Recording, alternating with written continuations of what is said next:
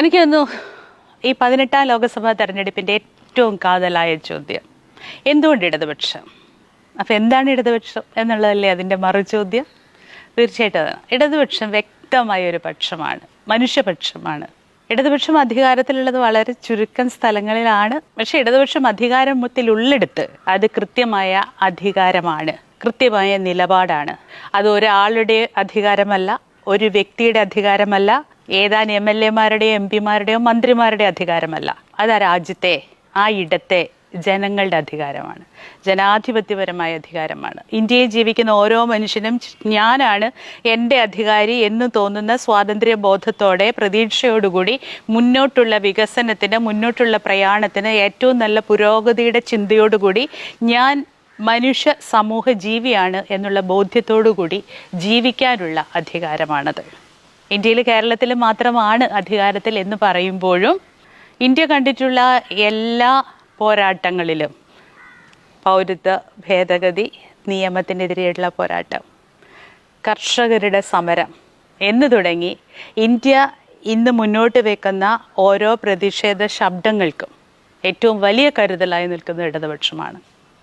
ചരിത്രത്തിൽ ഇന്നേ വരെ കണ്ടിട്ടില്ലാത്ത രീതിയിൽ രാജ്യ തലസ്ഥാനത്ത് മുഖ്യമന്ത്രിയും MLA-മാരും ഇവിടുത്തെ MP-മാരും ഉൾപ്പെടെയുള്ളവർ, അന്ന് കോൺഗ്രസിൻ്റെ MP-മാരുണ്ടായില്ല കേട്ടോ, ഉൾപ്പെടെയുള്ളവർ ഇന്ത്യയുടെ ഫെഡറൽ സംവിധാനം ചോദ്യം ചെയ്തപ്പോൾ സമരത്തിന് ആഹ്വാനം കൊടുക്കുകയും നേതൃത്വം കൊടുക്കുകയും ഇന്ത്യയിലെ മറ്റ് പ്രതിപക്ഷ സംസ്ഥാനങ്ങൾ എല്ലാവരും, നേതാക്കന്മാരെല്ലാവരും, ഭരണാധികാരികളെല്ലാവരും ആ കൂടെ അണിനിരക്കുകയും ചെയ്തിട്ടുണ്ട്.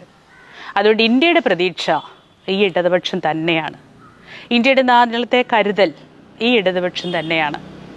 ഐക്യ കേരള നിർമ്മിതിക്ക് ശേഷം ഇന്ന് നിൽക്കുന്ന കേരളം ലോക വികസന ഭൂമികയിൽ അടുത്ത 25 വർഷം കൊണ്ട് ഏറ്റവും വലിയ വൈജ്ഞാനിക വികസിത ഇടമായി കേരളം നിൽക്കുമെന്ന് ഓരോ കേരളീയനും അഭിമാനത്തോടെ പറയുന്നുണ്ടെങ്കിൽ ആ കേരളത്തെ ആ കേരളമാക്കി മാറ്റിയത് ഇന്ന് വരെ ഈ കേരളം ഭരിച്ചിട്ടുള്ള ഇടതുപക്ഷ ജനാധിപത്യ മുന്നണിയുടെ സർക്കാരുകൾ തന്നെയാണ്. കുടുംബശ്രീ, തൊഴിലുറപ്പ് ഉൾപ്പെടെയുള്ള കാര്യങ്ങളിൽ കേരളം എടുക്കുന്ന നിലപാട്, സർക്കാർ എടുക്കുന്ന നിലപാട്, യുവാക്കൾക്ക് വേണ്ടിയുള്ള പുതിയ തൊഴിലിടങ്ങളുടെ അവസരങ്ങൾ നിർണ്ണയിക്കുന്നതിൽ കേരള ഗവൺമെൻറ്റിൻ്റെ അല്ലെങ്കിൽ ഇടതുപക്ഷ ജനാധിപത്യ മുന്നണിയുടെ സർക്കാരിൻ്റെ കരുതൽ, നല്ല ആധുനിക സൗകര്യങ്ങളോടുള്ള പൊതുവിദ്യാലയങ്ങൾ എന്ന് വേണ്ട കേരളത്തിൻ്റെ എല്ലാ വികസനങ്ങളും ഇന്ന് നിൽക്കുന്ന ഇന്ത്യ ഗവൺമെൻറ്റിൻ്റെ വികസന സൂചികകളിൽ ഓരോന്നിലും ഒന്നാമതെന്ന് ഓരോ സമയത്തും കേരളത്തെ പറ്റി പറയുന്നുണ്ടെങ്കിൽ അത് ഇടതുപക്ഷത്തിൻ്റെ മികവ് തന്നെയാണ്, ഇടതുപക്ഷത്തിൻ്റെ കരുതൽ തന്നെയാണ്, ഇടതുപക്ഷത്തിൻ്റെ ഏറ്റവും വലിയ മനുഷ്യപക്ഷ കാഴ്ചപ്പാടാണ്.